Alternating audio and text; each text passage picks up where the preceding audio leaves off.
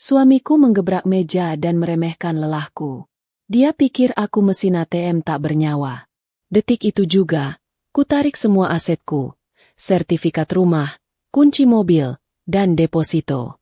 Saat kusir dia dari istanaku, wajah angkuhnya runtuh menjadi kepingan penyesalan yang gemetar. Sebelum ceritanya dimulai, silakan tulis di kolom komentar dari daerah mana saja teman-teman yang menonton cerita ini. Dan dengar cerita sambil aktivitas apa?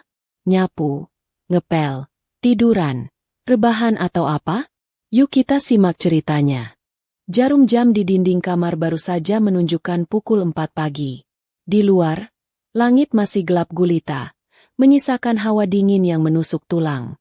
Namun, bagi Rania, tidak ada kemewahan untuk menarik selimut kembali dan melanjutkan mimpi. Alarm di ponselnya sudah berbunyi nyaring, memecah keheningan kamar yang berpendingin udara itu. Rania membuka matanya, merasakan berat yang menggelayut di kelopak matanya. Badannya terasa remuk redam. Sisa kelelahan dari rapat maraton kemarin sore yang belum sepenuhnya hilang. Dia menoleh ke samping. Bayu, suaminya, masih mendengkur halus. Selimut tebal menutupi tubuh laki-laki itu hingga sebatas dagu. Wajahnya tampak damai, tanpa beban, seolah dunia ini adalah tempat peristirahatan abadi baginya. Rania menghela napas panjang, sebuah ritual pagi untuk mengumpulkan sisa-sisa kesabaran sebelum kakinya menapak lantai yang dingin. Rania beranjak, mengikat rambutnya asal-asalan, lalu melangkah menuju dapur. Rutinitas, gila, itu pun dimulai. Bunyi kompor yang dinyalakan, suara pisau beradu dengan talenan, dan aroma bawang yang ditumis menjadi teman setianya di pagi buta. Dia harus menyiapkan sarapan untuk Bayu dan bekal makan siang untuk kedua anak mereka yang bersekolah di sekolah dasar internasional. Tidak ada asisten rumah tangga yang menginap, karena Bayu selalu beralasan tidak nyaman ada orang asing di rumah. Padahal Rania tahu alasan sebenarnya adalah Bayu tidak ingin privasinya terganggu saat ia bermalas-malasan. 1 jam berlalu dengan kecepatan cahaya. Rania sudah selesai memasak sop ayam dan perkedel kentang kesukaan anak-anak. Keringat sebesar biji jagung mulai muncul di pelipisnya, padahal dia belum mandi. Setelah memastikan masakan siap di meja makan, Rania beralih menjadi manajer kehidupan bagi anak-anaknya. Kakak, adek, ayo bangun, nanti telat jemputan, panggil Rania sambil menggoyangkan tubuh anak-anaknya lembut. Drama pagi hari pun terjadi. Si adek yang merengek tidak mau mandi air dingin, si kakak yang lupa di mana menaruh topi seragamnya. Semuanya Rania yang menangani. Dia berlari kecil dari kamar anak ke kamar mandi, lalu ke ruang setrika untuk melicinkan sedikit keras seragam yang kusut. Sementara itu, pintu kamar utama masih tertutup rapat. Bayu masih di alam mimpi. Tepat pukul 6 pagi, saat Rania sudah rapi dengan pakaian kerjanya, blazer biru dongker yang elegan dan riasan wajah tipis untuk menutupi kantung mata, pintu kamar utama terbuka. Bayu keluar dengan wajah bantal, menggaruk perutnya yang mulai membuncit, dan menguap lebar tanpa menutup mulut. "Kopi mana, Ran?" tanya Bayu tanpa menatap istrinya. Dia langsung duduk di kursi meja makan, menyambar koran langganan yang sebenarnya jarang dia baca isinya, hanya melihat judul utamanya saja. Rania, yang sedang memakaikan sepatu si adek, menahan napas. "Sebentar, Mas. Aku lagi pakaikan sepatu adek. Air panasnya sudah ada di termos." "CK, kebiasaan. Suami bangun itu harusnya kopi sudah tersedia di samping piring," gerutu Bayu. Dia tidak beranjak dari kursi untuk membuat kopi sendiri, meski toples kopi dan gula hanya berjarak 2 langkah dari tempat duduknya. Dengan sabar, Rania menyelesaikan urusan sepatu anaknya, lalu bergegas ke dapur membuatkan kopi hitam dengan takaran gula yang spesifik sesuai selera Bayu. Dia meletakkan cangkir itu di depan suaminya. Bayu menyeruput kopinya sedikit, lalu menyendok nasi goreng yang sudah disiapkan Rania. Baru 2 suap, keningnya berkerut. "Ini kurang asin, Ran. Kamu buru-buru ya masaknya? Hambar begini." Dada Rania terasa sesak. Bukan karena asma, tapi karena tumpukan emosi yang ditahan. Dia bangun jam 4, memasak dengan penuh cinta, tapi komentar pertama yang didapatnya adalah celaan. Itu sudah aku kasih garam sesuai biasa. Mas, mungkin lidahmu yang lagi pahit karena baru bangun. Jawab Rania mencoba tetap tenang, meski nada suaranya sedikit bergetar. Alah, alasan. Bilang saja kamu gak fokus karena mikirin kerjaan kantor. Timpal Bayu acuh tak acuh sambil kembali menyuap nasi goreng itu. Mulutnya mencela, tapi piringnya tetap habis. Setelah anak-anak berangkat dengan jemputan sekolah, Rania bersiap berangkat. Dia mengambil kunci mobil Pajero Sport putih yang terparkir gagah di garasi. Mobil itu adalah simbol kesuksesan Rania sebagai manajer pemasaran di sebuah perusahaan multinasional. Namun, di mata tetangga dan keluarga besar Bayu, mobil itu sering dianggap sebagai hasil kerja keras Bayu sebagai kepala keluarga. Rania tidak pernah membantah, demi menjaga marwah suaminya. Mas, aku berangkat ya. Kamu hati-hati nanti. Pamit Rania. Bayu hanya mengangguk tanpa menoleh dari layar ponselnya. Dia baru akan berangkat jam 7 lewat, karena kantornya, sebuah perusahaan swasta lokal di mana dia bekerja sebagai staf senior administrasi, tidak terlalu ketat soal jam masuk. Di dalam mobil, menembus kemacetan Jakarta yang menggila, Rania merenung. Dia menyalakan musik instrumen untuk menenangkan sarafnya yang tegang. Saat lampu merah menyala lama di perempatan, ponselnya bergetar. Notifikasi dari aplikasi perbankan, M-Banking, masuk. Debit otomatis berhasil. Cicilan KPR rumah, Rp8.500.000. Debit otomatis berhasil. Cicilan Pajero Sport, Rp7.200.000. Rania menatap layar ponsel itu dengan tatapan kosong. Gajinya yang besar, hampir 30 juta rupiah per bulan, sebagian besar habis untuk menopang gaya hidup keluarga ini. Rumah 2 lantai yang nyaman, mobil mewah yang sering dipamerkan Bayu saat reuni SMA, sekolah internasional anak-anak yang SPP-nya selangit, semuanya dibayar dari rekening Rania. Lalu, apa peran Bayu? Gaji Bayu sebagai staf senior tidak lebih dari UMR plus sedikit tunjangan transportasi dan makan. Totalnya mungkin sekitar 5-6 juta rupiah. Uang itu, sesuai kesepakatan awal pernikahan yang didominasi ego Bayu, digunakan untuk membayar listrik, air, iuran lingkungan, dan sisanya adalah uang pegangan Bayu sendiri. Bayu sering berkata dengan bangga di depan teman-temannya, "Ya, sebagai laki-laki kita harus bertanggung jawab penuh. Istri kerja itu cuma buat beli lipstik dia aja." Rania selalu tersenyum kecut mendengar kalimat itu. Bayu merasa sudah menafkahi karena dia membayar listrik dan air. Dia merasa jantan karena token listrik tidak pernah bunyi. Padahal, beban finansial yang sesungguhnya, cicilan aset besar dan biaya hidup utama, berada di pundak Rania. Rania menanggung 80% biaya hidup keluarga, sementara Bayu hanya 20%. Itu pun seringkali Rania harus menambal jika Bayu kehabisan uang di tengah bulan dengan alasan ban bocor atau traktir teman kantor. Lampu lalu lintas berubah hijau. Rania menginjak pedal gas, melaju membelah jalanan ibu kota. Di balik kemudi mobil mewah itu, ada seorang wanita yang lelah. Bukan hanya lelah fisik karena kurang tidur, tapi lelah batin karena merasa dimanipulasi oleh konsep kepala keluarga yang semu. Bayu menikmati fasilitas raja dengan kontribusi prajurit, sementara Rania bekerja bagai kuda dengan perlakuan seperti pelayan. Namun, Rania masih bertahan. Dia berpikir, mungkin ini adalah bentuk baktinya sebagai istri. Dia masih berharap Bayu akan sadar dan setidaknya memberikan apresiasi berupa kasih sayang atau bantuan tenaga di rumah. Tapi, harapan itu perlahan mulai terkikis, seiring dengan makin tingginya tumpukan piring kotor yang selalu menunggunya pulang. Hari itu adalah hari yang sangat berat bagi Rania. Di kantor, dia harus menghadapi klien yang rewel, target penjualan triwulan yang harus dikejar, serta rapat direksi yang memakan waktu hingga lewat jam makan malam. Rania baru bisa keluar dari gedung kantor pukul 7 malam. Hujan deras mengguyur kota, membuat jalanan macet parah. Klakson kendaraan bersahut-sahutan, seolah mewakili jeritan hati Rania yang ingin segera sampai di rumah dan merebahkan punggungnya. Pukul 8:15, mobil Pajero Rania akhirnya memasuki garasi rumah. Dia mematikan mesin dan duduk diam sejenak di dalam mobil, menghela napas panjang, mencoba mengubah mode dari wanita karir yang tegas menjadi istri dan ibu yang lembut. Dia melihat lampu ruang tengah menyala terang. Harapannya sederhana.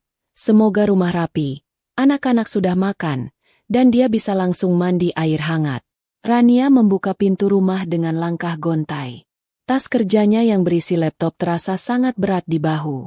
"Assalamualaikum," ucapnya lirih. Pemandangan yang menyambutnya seketika membuat darahnya berdesir naik ke ubun-ubun. Ruang tamu berantakan. Mainan Lego si adek berserakan di karpet sampai ke bawah sofa. Bantal-bantal sofa terlempar ke sana kemari. Di meja tamu, ada bungkus keripik yang sudah terbuka dan remahannya berceceran di lantai. Rania melangkah lebih jauh ke ruang tengah. Di sana, Bayu sedang duduk santai di sofa. Kakinya diangkat ke atas meja. Matanya terpaku pada layar televisi yang menayangkan pertandingan sepak bola. Dia tertawa-tawa sendiri sambil memegang ponsel. Mungkin sedang chatting di grup WhatsApp teman-temannya. "Mas," panggil Rania. Bayu menoleh sekilas, lalu kembali menatap TV. Sudah pulang, Ran? Tumben malam banget. Macet ya?" Rania tidak menjawab pertanyaan basa-basi itu. Matanya tertuju ke arah meja makan. Piring bekas makan malam, entah makan apa, masih menumpuk di sana. Tulang ayam berserakan di piring. Gelas-gelas kotor berjejer dengan sisa air yang mulai dikerubungi semut. Rania berjalan ke dapur, dan hatinya makin mencelos. Wastafel penuh dengan gunungan piring kotor. Panci bekas dia memasak tadi pagi pun belum dicuci. Minyaknya sudah membeku putih menjijikan. Anak-anak sudah masuk ke kamar mereka. Mungkin sudah tidur atau main gadget. Tapi jelas tidak ada yang mengawasi belajar mereka. "Mas, kok rumah berantakan banget?" tanya Rania, berusaha menahan nada suaranya agar tidak tinggi. Dia meletakkan tas kerjanya di kursi makan, lalu memijat pelipisnya yang mulai berdenyut. Bayu menjawab tanpa rasa bersalah. "Ya namanya juga ada anak-anak, Ran. Wajar kalau berantakan. Tadi mereka main perang-perangan. Terus piring kotor ini, bekas makan malam kalian." Rania menunjuk tumpukan piring di meja dan wastafel. "Oh, itu. Tadi aku beli sate ayam buat anak-anak. Embok jamu langgananmu gak lewat. Jadi aku beli di depan," jawab Bayu santai. "Enak lo satenya. Sayang kamu pulang telat jadi kehabisan." Bukan masalah sate yang habis yang dipikirkan Rania, tapi kekacauan yang ditinggalkan. Rania merasakan pinggangnya nyeri. Efek duduk seharian di kursi kantor dan menyetir berjam-jam. "Mas, bisa tolong cucikan piring sebentar ga? Atau minimal bersihin mainan anak-anak di depan. Pinggangku sakit banget. Mas, aku capek sekali hari ini," pinta Rania. Suaranya terdengar memelas. Sebuah permohonan dari istri yang kelelahan kepada suaminya. Bayu seketika mengubah posisi duduknya. Dia menurunkan kakinya dari meja dan menatap Rania dengan tatapan tidak suka. Wajah santainya berubah menjadi masam. "Ran, kamu pikir aku di rumah seharian ngangkang doang?" Bayu mulai meninggikan suaranya. Nada defensif langsung keluar. "Aku juga kerja, Ran. Seharian di kantor ngurusin administrasi.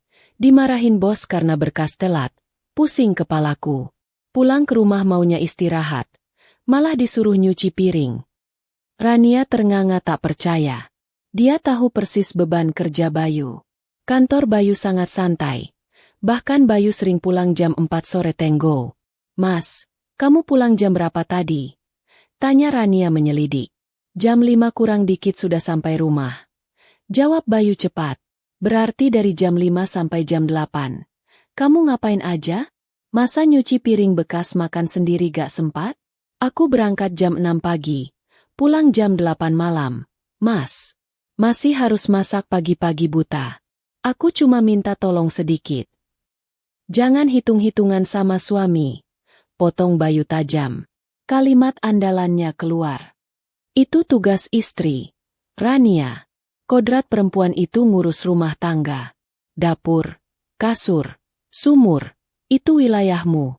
Aku sudah izinkan kamu kerja. Sudah bagus. Jangan karena kamu merasa punya gaji, Terus kamu bisa nyuruh-nyuruh suami kayak pembantu. Kata-kata itu bagaikan tamparan keras di wajah Rania. Kodrat? Izin? Rania bekerja bukan sekadar hobi, tapi karena kebutuhan. Cicilan rumah ini, mobil yang dipakai Bayu bergaya, biaya sekolah anak-anak, semuanya butuh uang Rania. Jika Rania berhenti kerja, mereka tidak akan bisa hidup senyaman ini. Mas, ini bukan soal nyuruh-nyuruh. Ini soal kerja sama. Kita hidup di rumah yang sama, makan di piring yang sama. Kalau aku sakit karena kelelahan, siapa yang repot? Siapa yang bayar cicilan kalau aku ambruk? Rania mencoba berargumen dengan logika, meski air mata sudah mulai menggenang di pelupuk matanya. Bayu mendengus kasar. Dia berdiri dari sofa, berjalan mendekati Rania dengan wajah merah padam karena egonya terusik.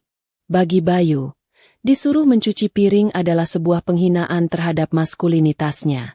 Di kepalanya yang penuh doktrin patriarki kuno, laki-laki pantang menyentuh sabun cuci piring. Alah, lebay kamu. Baru kerja segitu aja ngeluhnya kayak kuli bangunan. Ibuku dulu anaknya 5, gak pakai pembantu, gak pakai mesin cuci, semua dikerjain sendiri sambil jualan gorengan. Gak pernah tuh ngeluh sakit pinggang ke bapakku. Kamu itu manja. Ran, mentang-mentang jadi manajer, jadi lupa daratan. Lupa kalau surganya istri itu ada di telapak kaki suami. Rania terdiam. Rasa lelah fisiknya kini bercampur dengan rasa sakit hati yang mendalam. Bayu membandingkannya dengan ibunya. Sebuah perbandingan yang tidak adil. Zaman sudah berubah, tuntutan hidup berubah. Tapi pola pikir Bayu masih terjebak di masa lalu. Jadi menurutmu, aku manja? Rania bertanya dengan suara serak. Iya, jelas manja. Seru Bayu. Kalau kamu gak sanggup ngurus rumah, ya gak usah kerja. Di rumah saja urus anak dan suami. Biar kita hidup sederhana, asal berkah. Daripada kamu kerja tapi rumah kayak kapal pecah begini. Tantangan itu terdengar konyol di telinga Rania. Hidup sederhana? Dengan gaji Bayu yang pas-pasan. Mereka bukan hidup sederhana, tapi hidup kekurangan. Bayu tidak pernah mau tahu berapa harga susu anak, berapa biaya les bahasa Inggris, atau berapa pajak mobil yang dia kendarai. Tanpa menjawab lagi, Rania berbalik badan. Dia tidak menuju kamar tidur untuk istirahat, melainkan menuju wastafel. Dengan air mata yang mulai menetes membasahi pipinya, Rania menyalakan keran air.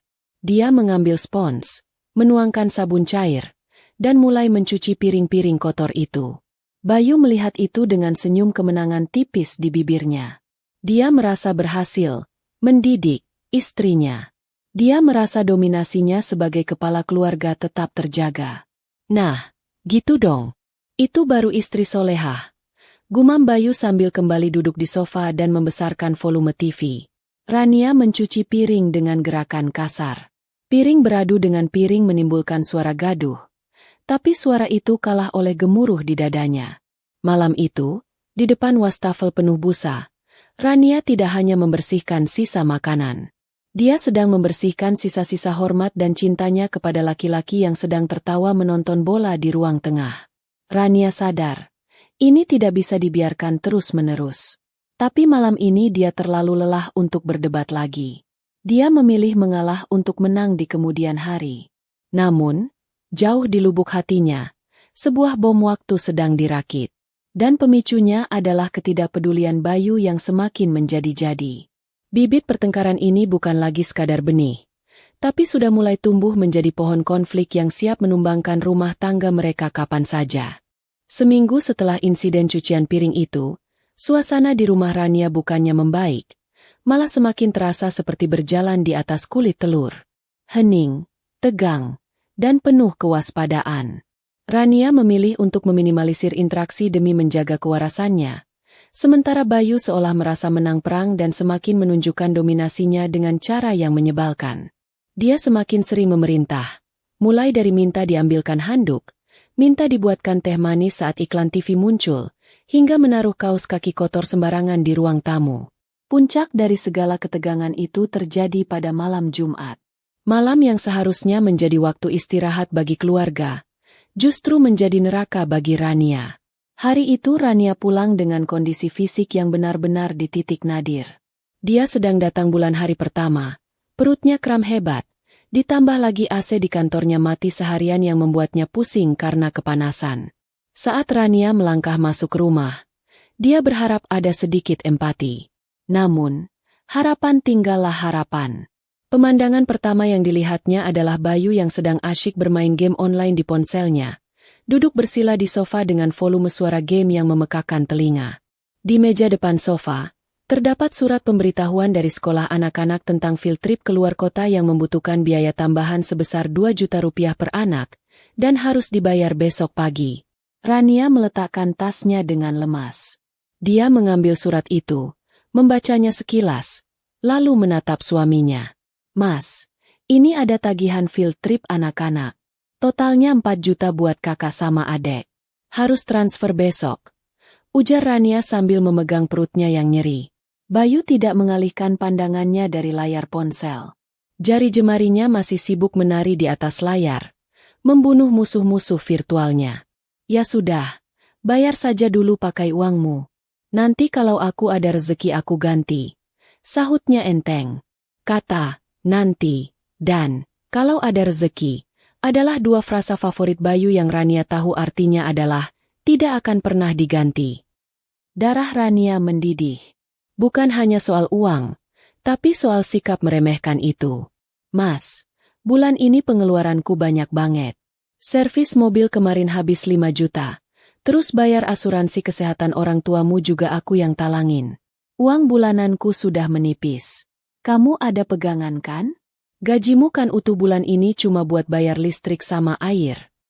Mendengar itu, Bayu mempos gamenya. Dia meletakkan ponselnya dengan kasar ke meja. Wajahnya yang tadi santai kini berubah keruh. Kamu ini kenapa sih, Ran? Baru pulang sudah ngajak ribut soal uang. Aku ini suami, bukan sapi perah, bentak Bayu. Gajiku itu kecil. Kamu tahu sendiri.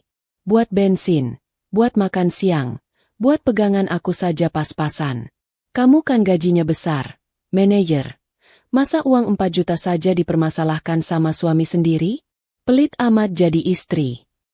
Kata, pelit. Itu seperti menyiram bensin ke dalam api amarah Rania yang sudah membara. Rania merasa pengorbanannya selama ini diinjak-injak. Dia yang membanting tulang. Dia yang menahan diri tidak beli tas baru demi membayar cicilan Pajero agar suaminya bisa pamer. Dan sekarang dia disebut pelit? Aku bukan pelit, Mas. Suara Rania meninggi. Getaran tangis tertahan di tenggorokannya. Tapi aku capek. Aku capek jadi sapi perah di rumah ini. Aku kerja dari pagi buta, pulang malam, masih urus rumah, masih bayar semua tagihan. Kamu ngapain? Kamu cuma numpang hidup enak di atas keringatku. Tapi gayamu kayak raja. Kamu sadar nggak sih, Mas? Mobil yang kamu pakai itu aku yang bayar. Rumah yang kamu tiduri ini aku yang cicil. Suasana hening sejenak. Mata Bayu membelalak. Egonya sebagai laki-laki patriarki yang gengsian tersentuh di titik paling sensitif. Dia merasa direndahkan. Wajahnya memerah padam. Urat lehernya menonjol keluar. Tiba-tiba, braa!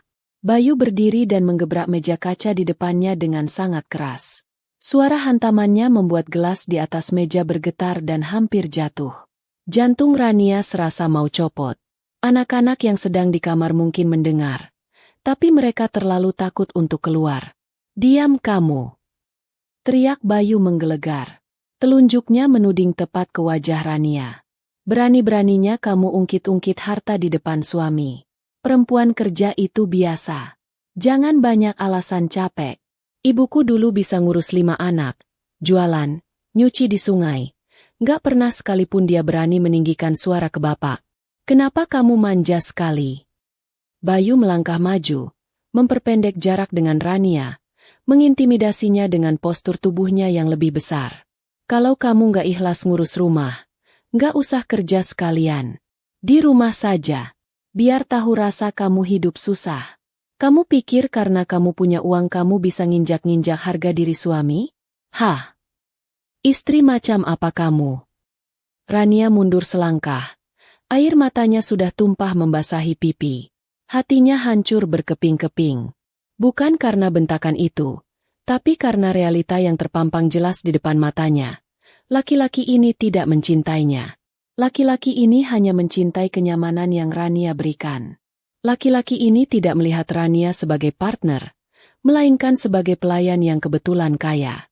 Aku cuma minta keadilan, Mas. Isak Rania pelan.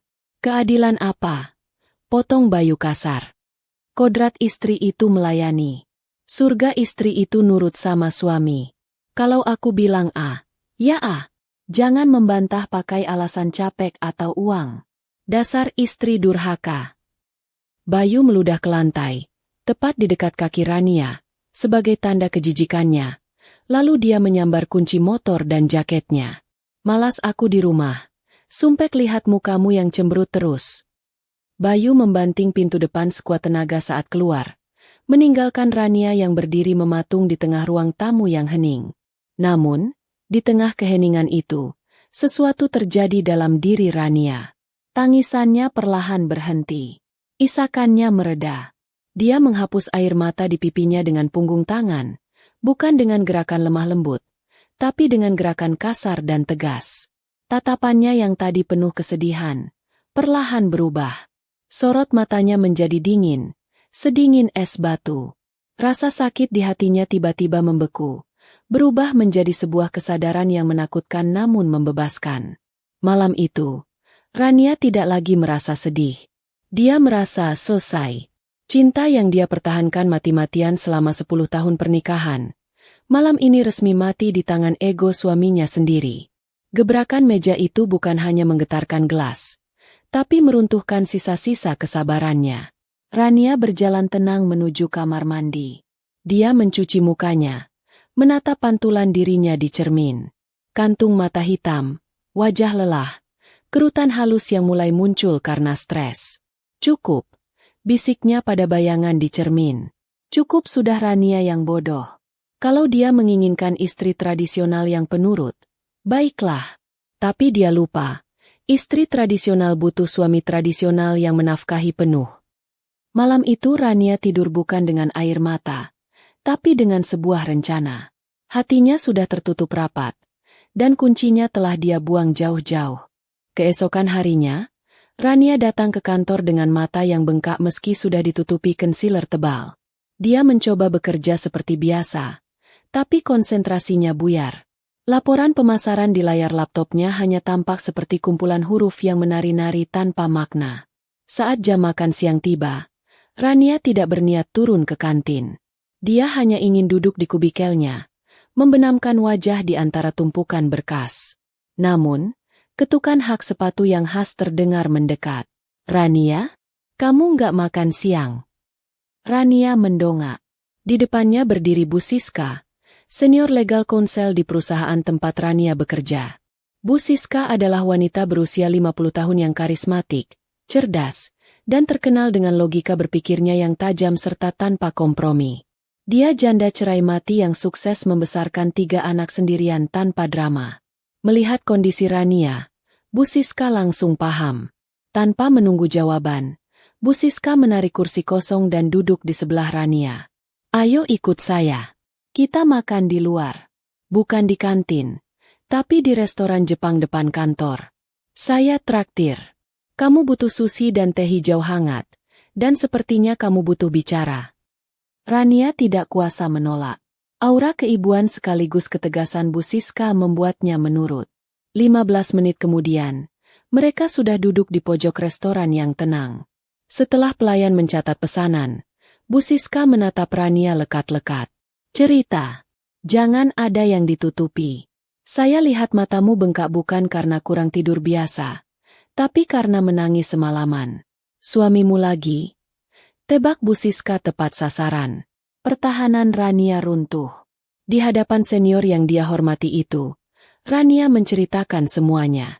Mulai dari rutinitas paginya yang gila, beban finansial yang dia tanggung sendiri, hingga kejadian semalam, saat Bayu menggebrak meja dan menyebutnya istri durhaka karena mengeluh capek. Rania menceritakan bagaimana Bayu membandingkannya dengan ibunya di masa lalu. Bu Siska mendengarkan dengan seksama tanpa menyela sedikit pun. Dia membiarkan Rania menumpahkan semua sampah emosinya. Setelah Rania selesai dan mulai menyeka hidungnya dengan tisu, Bu Siska menyesap teh ocanya dengan tenang. "Rania," panggil Bu Siska dengan nada yang sangat datar namun menusuk. "Kamu tahu apa kesalahan terbesarmu?" Rania menunduk. "Aku kurang sabar ya, Bu? Aku kurang ikhlas." "Salah." Bu Siska meletakkan cangkirnya agak keras. "Kesalahanmu adalah kamu merusak pasar suami." Rania melongo, bingung dengan istilah itu. "Maksudnya, Bu?" Bu Siska condong ke depan. Tatapannya tajam seperti elang mengincar mangsa. "Kamu memberikan fasilitas raja kepada laki-laki yang mentalnya masih prajurit. Kamu memberikan pelayanan bintang 5, masak, urus anak, cari duit, bayar cicilan, sementara dia membayarmu dengan perlakuan kaki 5. Itu tidak logis, Rania. Dalam hukum dagang pun, itu rugi bandar." Rania terdiam, mencerna kata-kata itu. Dia bilang perempuan kerja itu biasa? Dia bilang ibunya dulu bisa segalanya? Lanjut Bu Siska sambil tersenyum sinis. "Itu adalah manipulasi klasik patriarki, Rania. Dia mau hak-hak tradisionalnya sebagai suami, dilayani, dihormati, tidak boleh dibantah.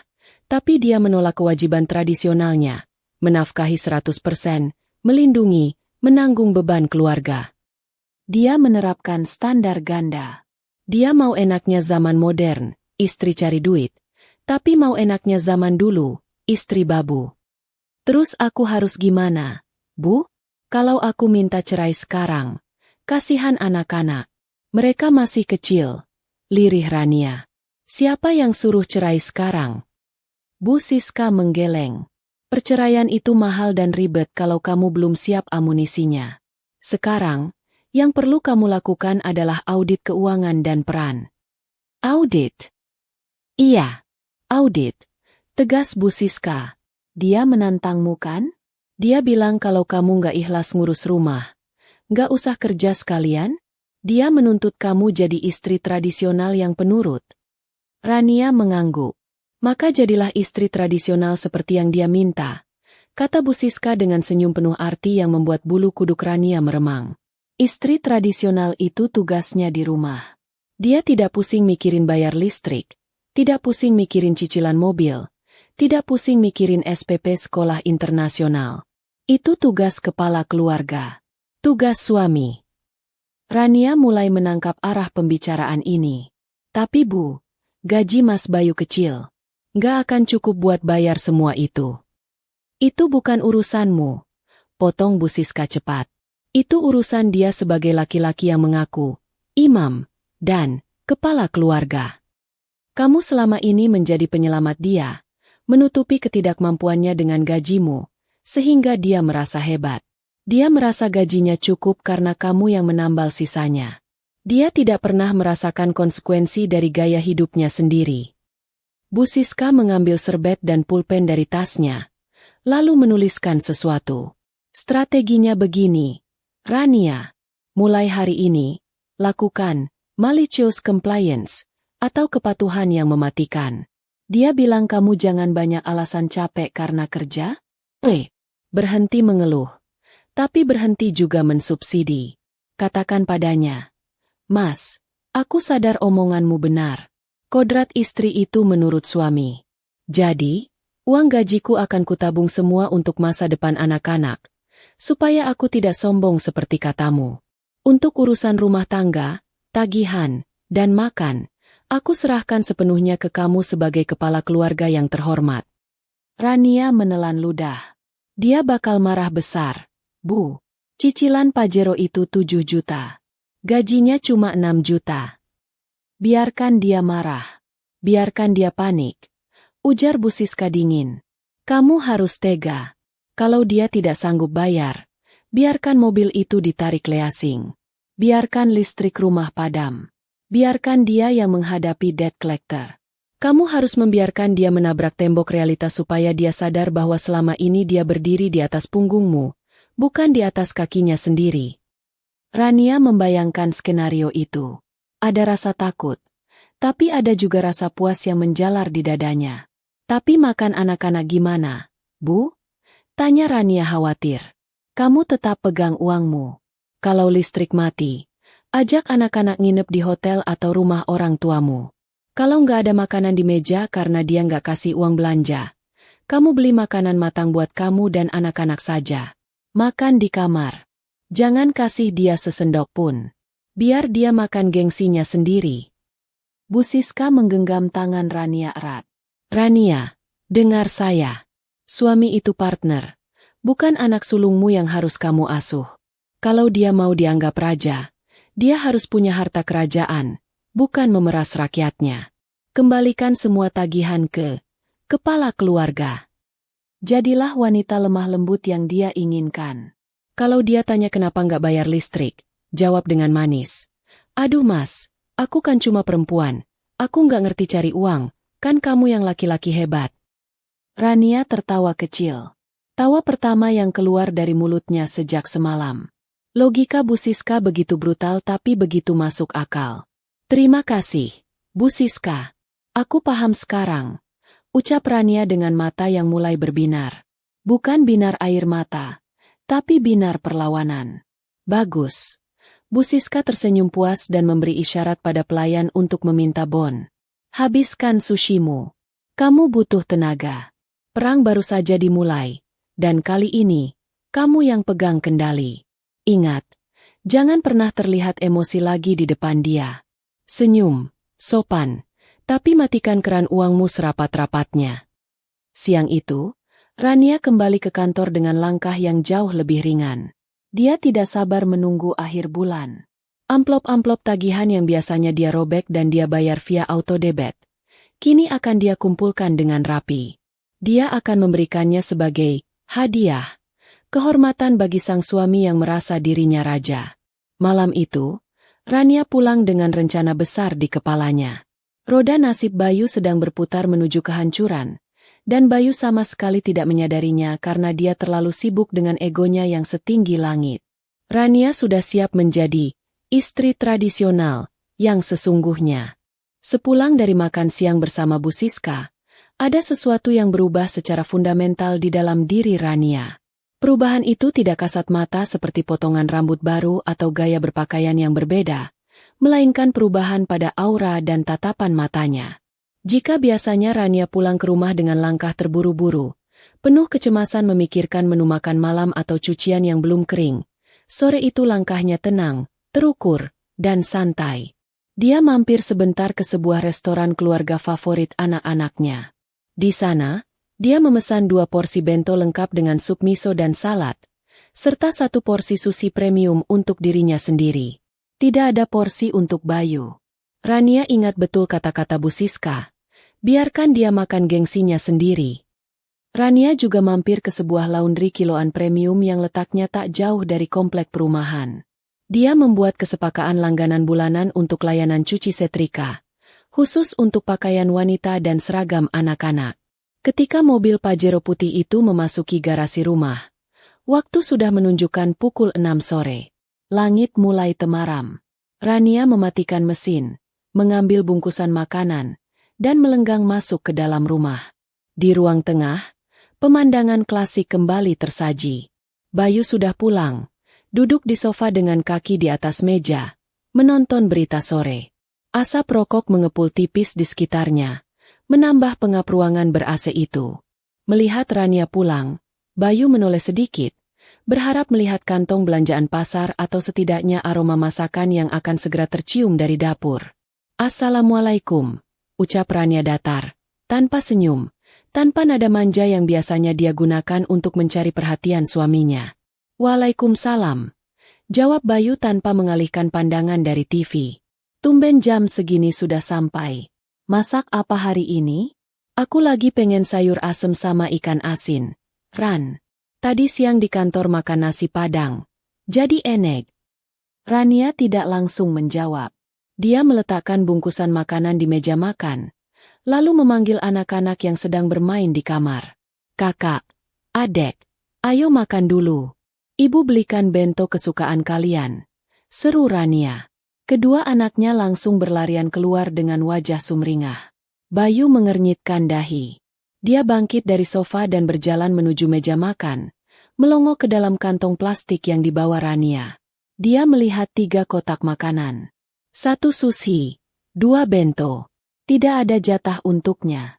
Loh, Ran? Punyaku mana? Tanya Bayu bingung. Kok cuma 3? Kamu lupa beli buat aku.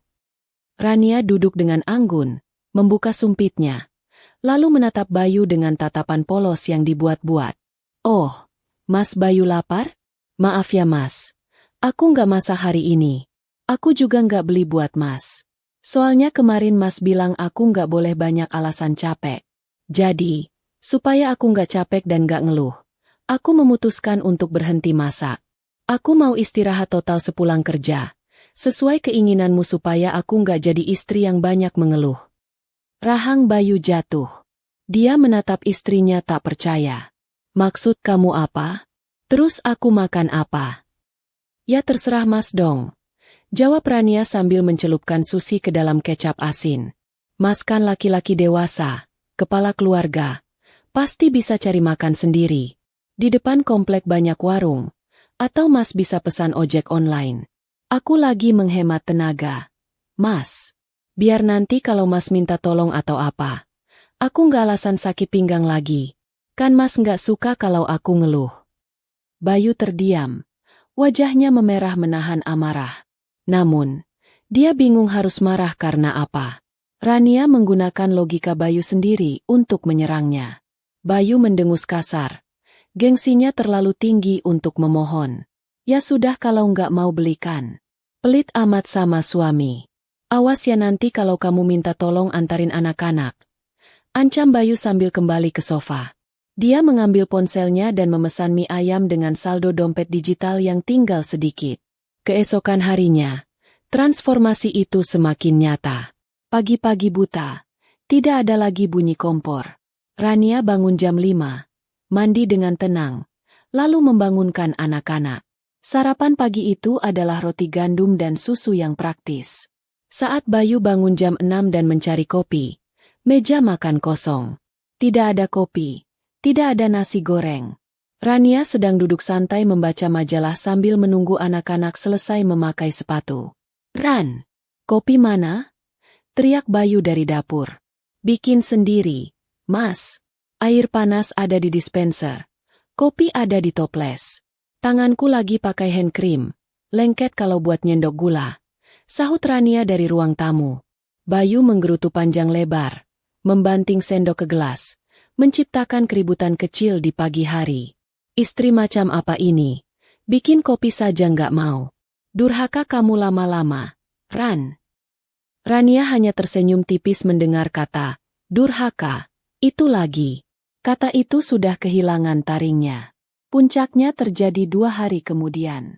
Tumpukan pakaian kotor Bayu sudah menggunung di keranjang cucian kamar mandi. Biasanya, Rania akan mencucinya setiap 2 hari sekali. Namun, keranjang itu kini meluap. Kemeja kerja Bayu yang biasa dia pakai hari Kamis belum dicuci. Celana bahannya kusut masai. Bayu, yang sedang buru-buru mau berangkat kerja, mengobrak-abrik lemari pakaiannya. Kosong. Semua kemeja favoritnya kotor. Rania, baju kerjaku kok belum ada yang disetrika. Kamu ngapain aja sih di rumah? Bentak Bayu sambil keluar kamar hanya mengenakan kaos dalam. Rania sedang merapikan tas sekolah anak-anak. Dia menunjuk ke sudut ruang tamu.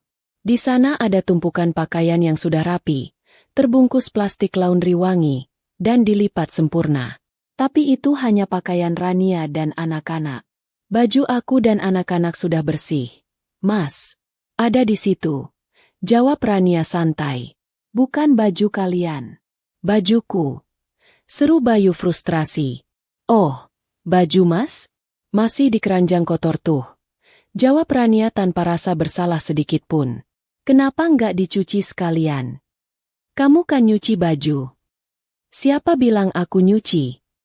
Rania menatap suaminya tajam. Aku pakai jasa laundry kiloan. Mas, aku bayar pakai uang gajiku sendiri.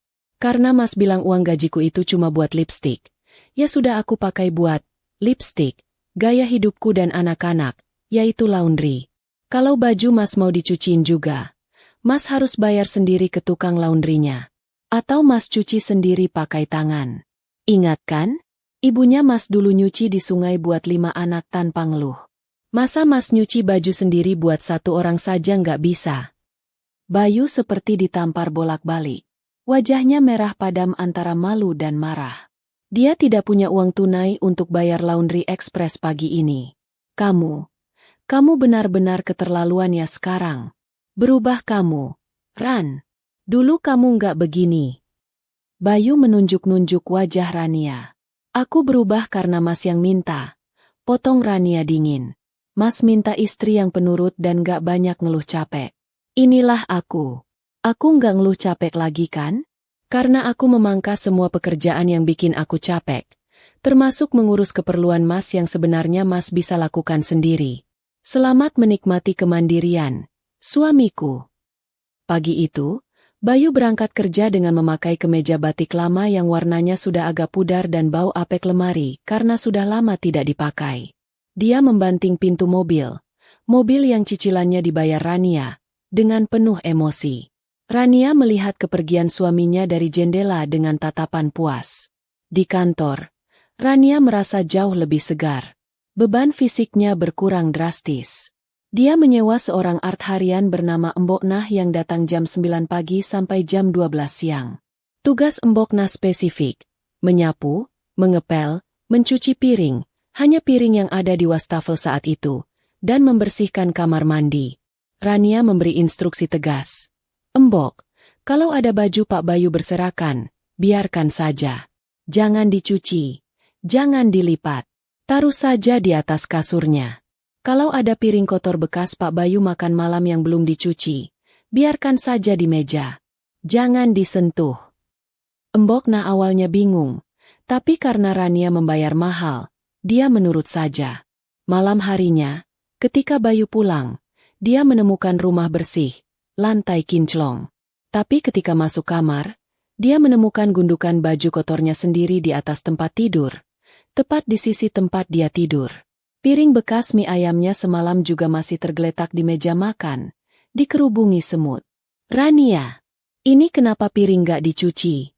Teriak Bayu. Rania yang sedang maskeran sambil membaca buku di kamar anak-anak menyahut. Mbok Nah cuma aku bayar buat bersihin bekas aku dan anak-anak, Mas. Bekas Mas. Silakan bersihkan sendiri.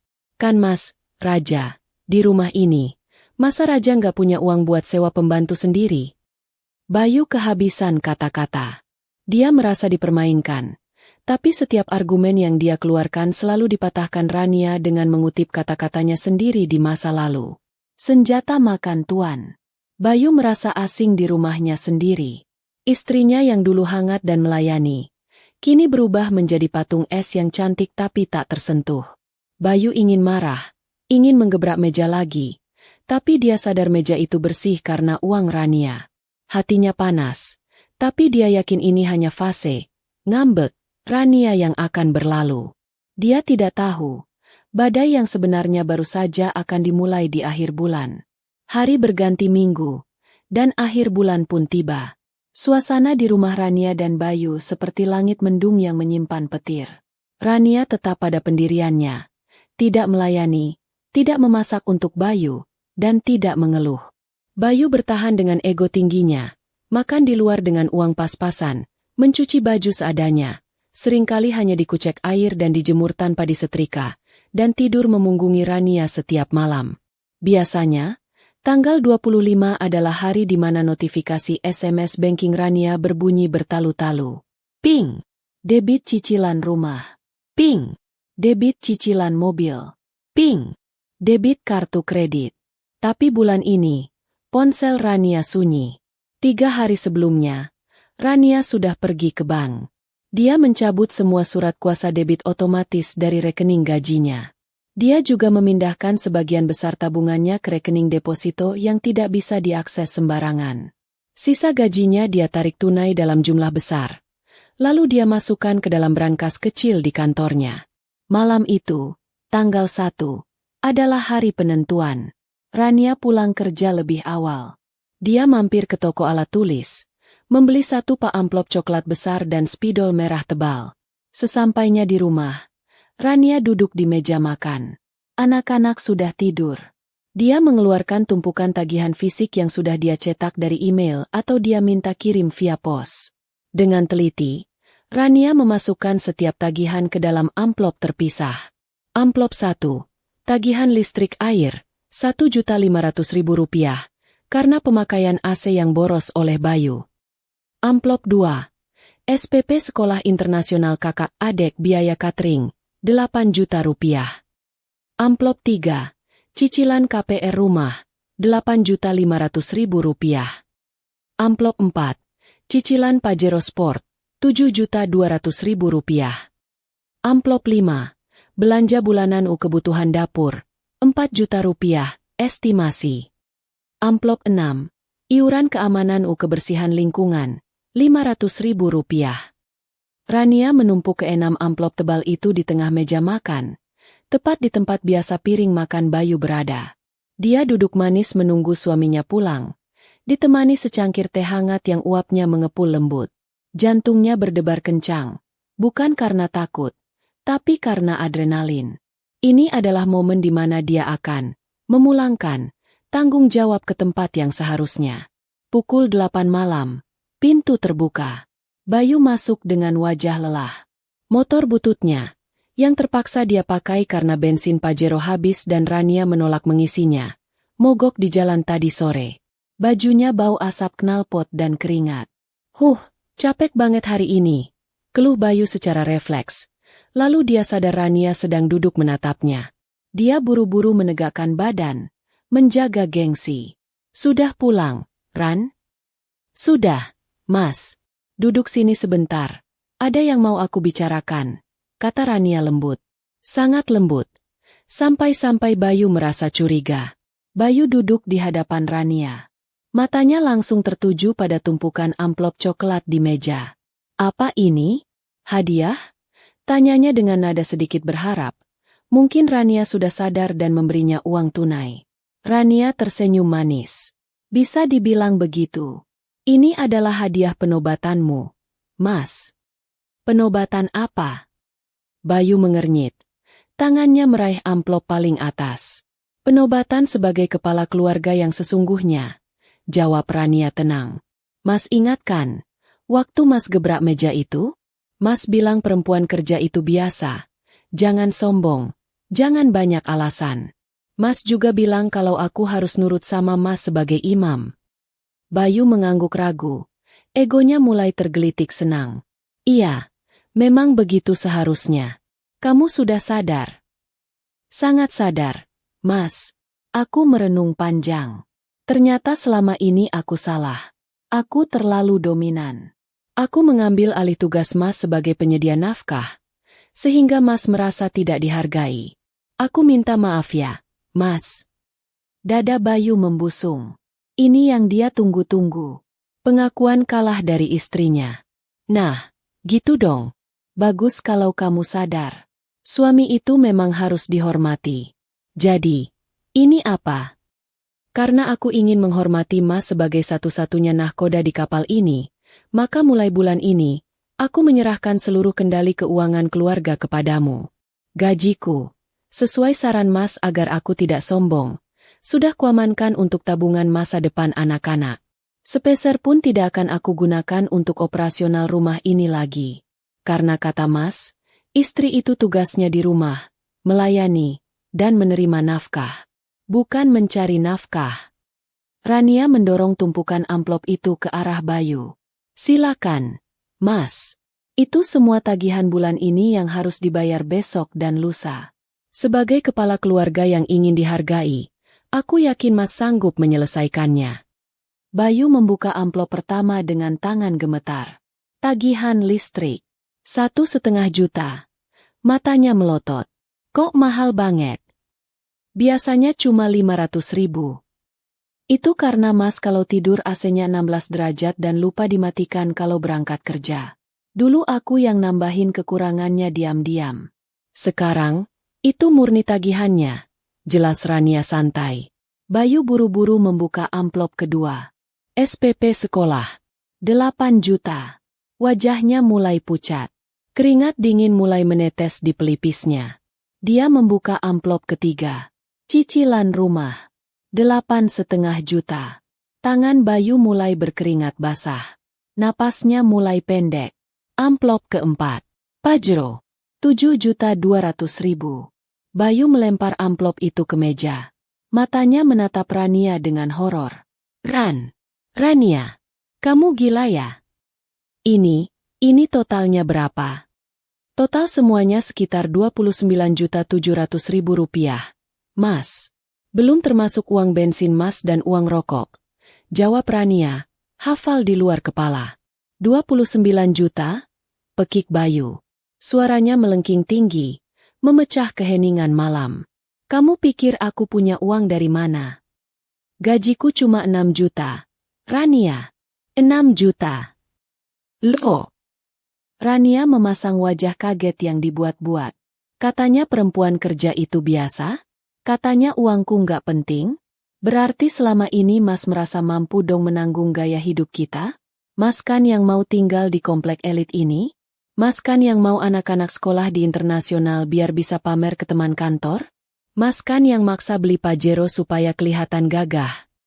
Ya tapi kan biasanya kamu yang bayar. Bantah Bayu panik. Itu dulu, Mas. Waktu aku masih jadi istri yang sombong. Sekarang aku sudah tobat. Aku mau jadi istri penurut. Uangku adalah uangku. Kewajiban nafkah adalah kewajiban suami. Itu hukum agama dan negara kan, Mas? Rania memojokkan Bayu dengan telak. Tapi nggak begini caranya. Ran, kita bisa bangkrut. Rumah ini bisa disita. Mobil bisa ditarik. Bayu berdiri, mulai panik. Mondar-mandir di ruang makan sambil menjambak rambutnya sendiri.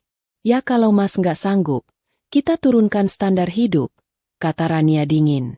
Jual Pajeronya, ganti motor bebek, pindahkan anak-anak ke sekolah negeri biasa. Jual rumah ini, kita ngontrak di pinggiran kota yang murah. Gimana? Mas siap kehilangan muka di depan teman-teman Mas? Siap diejek keluarga besar karena ternyata Mas nggak mampu? Kata-kata itu menusuk tepat di jantung harga diri Bayu. Kehilangan muka adalah mimpi buruk terbesarnya.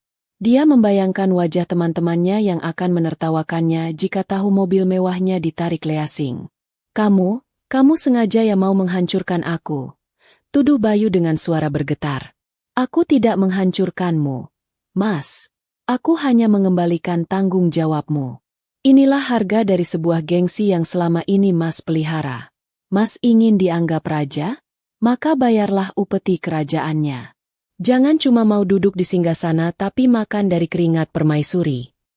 Rania berdiri, merapikan kursi makannya. Semua amplop itu jatuh tempo tanggal 5. Sekarang tanggal 1. Mas punya waktu 4 hari untuk mencari uangnya. Entah mau lembur, mau cari kerja tambahan, atau mau jual koleksi burung kicau Mas, terserah. Yang jelas, aku tidak akan mengeluarkan 1 rupiah pun. Ran, tolonglah, gajiku nggak cukup. Suara Bayu berubah memelas. Arogansinya lenyap seketika digantikan keputusasaan. Itu bukan masalahku lagi, Mas. Itu masalah kepala keluarga. Ucap Rania menutup pembicaraan. Dia berbalik badan dan berjalan menuju kamar anak-anak, mengunci pintu dari dalam. Meninggalkan Bayu sendirian di ruang makan yang remang-remang, dikelilingi oleh amplop-amplop tagihan yang kini tampak seperti monster yang siap menelannya hidup-hidup. Bayu terduduk lemas di kursi, menatap angka-angka nominal itu dengan pandangan nanar. Kepalanya pusing 7 keliling. Dia baru sadar, selama ini dia hidup dalam gelembung ilusi yang ditiup oleh istrinya, dan malam ini, gelembung itu pecah berkeping-keping. Malam itu, ruang makan keluarga Rania terasa lebih dingin dari biasanya, seolah-olah suhu pendingin ruangan turun drastis hingga ke titik beku. Di atas meja kayu jati yang kokoh, 6 amplop coklat tergeletak diam, namun bagi Bayu, benda-benda itu memancarkan aura mengerikan yang lebih menakutkan daripada hantu manapun yang pernah ia dengar dalam cerita horor. Angka, Rp29.700.000, terus berdengung di telinganya seperti tawon yang marah, menyengat kesadarannya berulang kali tanpa ampun. Bayu menatap amplop-amplop itu dengan mata nanar. Tangannya gemetar hebat bukan karena kedinginan, melainkan karena guncangan batin yang luar biasa dahsyat. Bayu mencoba menelan ludahnya, tetapi tenggorokannya terasa kering kerontang seakan dipenuhi pasir. Dia melirik ke arah pintu kamar tidur utama yang kini tertutup rapat. Rania, istrinya yang biasanya lembut dan selalu siap membantunya, kini berada di balik pintu itu, meninggalkannya sendirian menghadapi kenyataan pahit yang selama ini dia sangkal. Bayu merasa dikhianati, tetapi di sudut hati kecilnya yang paling dalam, dia tahu bahwa dia tidak punya landasan moral untuk menuntut. Bukankah dia sendiri yang meminta Rania untuk tidak sombong? Bukankah dia yang berteriak lantang bahwa tugas istri hanyalah di rumah dan menurut pada suami? Kini, Rania benar-benar menurut. Istrinya itu benar-benar menyerahkan segalanya ke pundaknya. Dan ternyata, pundaknya tidak sekuat yang dia bayangkan. Gila. Rania benar-benar gila. Gumam Bayu pada dirinya sendiri. Suaranya parau. Dia mengambil kembali amplop tagihan cicilan mobil Pajero Sport itu. 7.200.000. Gaji bulanannya saja hanya Rp6.100.000. Itu pun sudah termasuk uang makan dan transport. Bagaimana mungkin dia bisa membayar satu cicilan mobil saja? Apalagi ditambah cicilan rumah dan biaya sekolah anak-anak yang selangit itu? Kepanikan mulai merayap naik dari perut ke dada, mencekik napasnya. Bayu berdiri, mondar-mandir di ruang tengah yang luas itu. Dia melihat sekeliling rumah mewahnya. Lampu kristal di ruang tamu, sofa kulit asli yang empuk, televisi layar datar berukuran 60 inci yang baru dibelinya tahun lalu, tentu saja dengan kartu kredit Rania. Semua kemewahan ini, semua simbol status yang selama ini dia banggakan di depan teman-temannya, tiba-tiba terasa seperti jerat yang siap mencekik lehernya.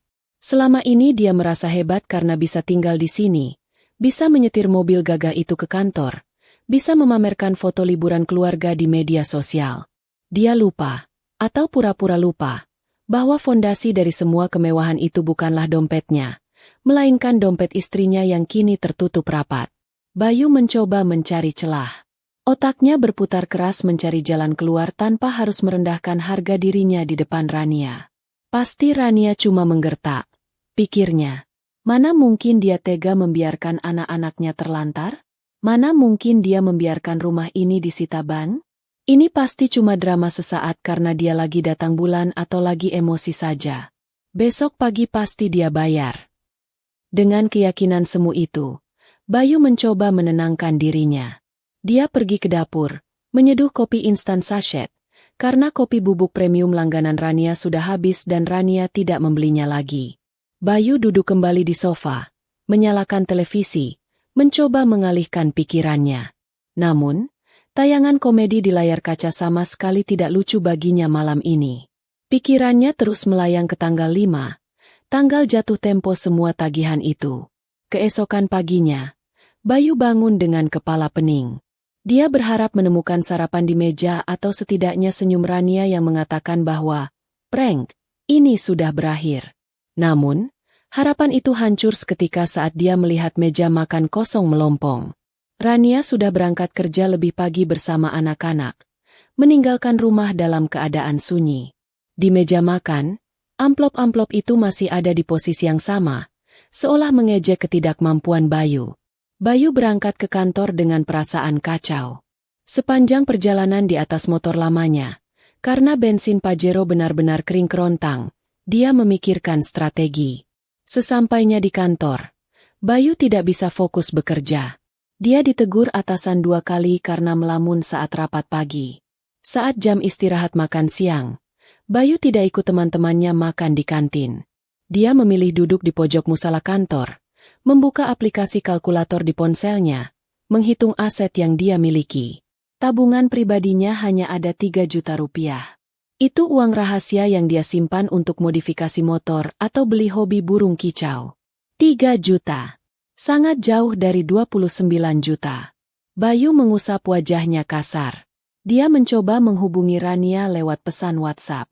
Ran, jangan bercanda dong. Ini tagihan gimana? Masa aku yang bayar semua? Kamu kan tahu gajiku berapa.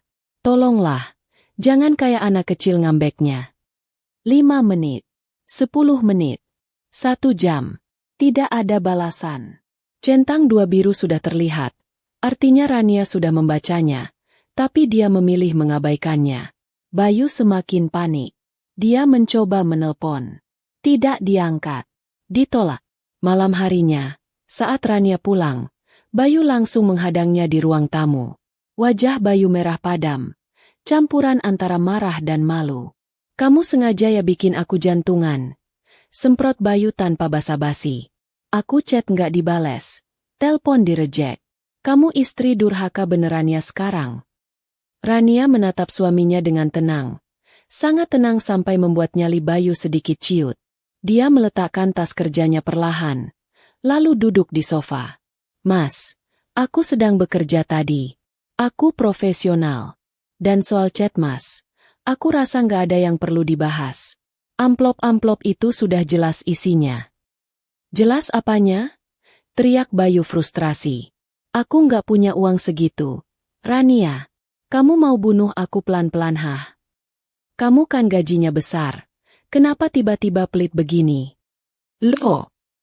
Rania mengangkat alisnya. Menatap Bayu dengan tatapan heran yang dibuat-buat. Mas lupa? Mas sendiri yang bilang perempuan kerja itu biasa saja. Mas bilang jangan sombong. Berarti, uangku itu posisinya hanya uang bantu, bukan uang utama. Kewajiban nafkah utama ada di kamu. Mas, itu hukum agama, itu hukum negara, dan itu hukum adat kita. Kalau kamu sebagai nahkoda tidak sanggup membiayai perjalanan kapal ini, kenapa kamu berani-beraninya mengambil gaya hidup setinggi langit ini? Tapi kan kita suami istri, harusnya saling bantu. Bayu mencoba menggunakan kartu kerjasama, yang dulu selalu dia tolak saat Rania minta tolong urusan rumah tangga. Rania tertawa kecil. Tawa yang terdengar sangat miris. Lucu ya, Mas. Waktu aku minta tolong cuci piring karena aku capek cari nafkah, Mas bilang, itu tugas istri, jangan hitung-hitungan. Sekarang giliran aku minta Mas bayar tagihan yang memang kewajiban Mas. Mas teriak, saling bantu. Standar ganda sekali kamu, Mas. Rania berdiri, mendekati wajah suaminya. Dengar baik-baik, Mas. Kalau kamu nggak sanggup bayar gaya hidup ini, mobil mewah itu, sekolah internasional itu, rumah besar ini, berarti kita harus turunkan standar. Jual Pajero itu. Pindahkan anak-anak ke SD negeri. Kita jual rumah ini dan pindah ke kontrakan petak. Sederhana kan? Mas gengsi. Wajah Bayu pucat pasi mendengar kata, kontrakan petak, dan SD negeri. Dia membayangkan bagaimana reaksi teman-teman kantornya yang selama ini mengaguminya. Dia membayangkan tatapan merendahkan dari saudara-saudaranya. Dia tidak bisa membiarkan itu terjadi. Harga dirinya terlalu tinggi untuk jatuh sekeras itu. Enggak bisa. Tolak Bayu keras kepala. Mobil itu kebanggaanku. Anak-anak harus sekolah bagus. Kamu jangan ngawur. Kalau begitu, cari uangnya. Tantang Rania dingin. Buktikan kamu laki-laki yang pantas dihormati. Buktikan kamu kepala keluarga yang mampu. Bukan cuma benalu yang bersembunyi di balik ketiak istri. Aku kasih waktu sampai tanggal 5. Kalau belum lunas, biarkan konsekuensinya berjalan. Rania melenggang pergi ke kamar, meninggalkan Bayu yang terpaku. Malam itu, Bayu tidak bisa tidur sama sekali. Otaknya buntu. Dia mencoba meminjam uang ke teman dekatnya lewat telepon, tapi nihil. Siapa yang mau meminjamkan uang 30 juta dalam waktu singkat? Dia mencoba mengajukan pinjaman online, pinjol. Tapi limitnya hanya 2 juta karena gaji pokoknya kecil. Tanggal 5 pun tiba. Tagihan gagal terbayar. Ponsel Bayu mulai berdering oleh nomor-nomor tak dikenal. Debt collector kartu kredit, yang dulu dipakai Bayu untuk beli elektronik atas nama dirinya tapi dibayar Rania, mulai menagih. Pihak leasing mobil mulai mengirim pesan peringatan. Bayu mematikan ponselnya karena takut. Dia merasa diteror di rumahnya sendiri. Rania melihat kepanikan suaminya dengan hati yang membatu. Dulu, dia pasti sudah turun tangan, membereskan kekacauan ini dalam sekejap dengan 1 kali transfer. Tapi kali ini, dia menahan diri. Dia melihat Bayu mulai menjual barang-barang pribadinya. Jam tangan branded, hadiah ulang tahun dari Rania, dijual murah di forum jual beli. Koleksi burung kicaunya dijual ke tetangga dengan harga miring. Namun, uang yang terkumpul hanya cukup untuk membayar tagihan listrik agar rumah tidak gelap gulita. Sisa tagihan yang puluhan juta itu masih menganga lebar. Bayu mulai sering marah-marah sendiri, membentak anak-anak tanpa alasan, dan menyalahkan Rania setiap ada kesempatan. Tapi Rania tetap bergeming. Dia melindungi anak-anaknya di dalam kamar, membiarkan Bayu terbakar oleh api yang dia nyalakan sendiri. Kepanikan sang raja kini telah mencapai puncaknya. Namun dia masih terlalu sombong untuk menyerah dan meminta maaf dengan tulus. Dia masih merasa berhak, masih merasa Rania lah yang salah.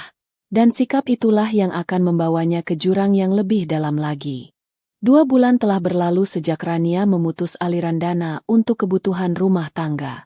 Suasana di rumah itu kini benar-benar seperti neraka dunia bagi Bayu.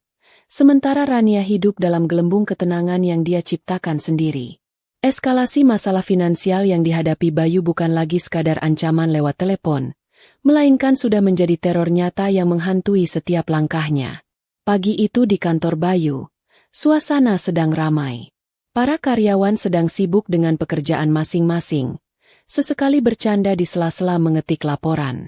Bayu duduk di mejanya dengan wajah kusut. Dia sudah 2 bulan ini makan mie instan cup setiap siang demi menghemat uang.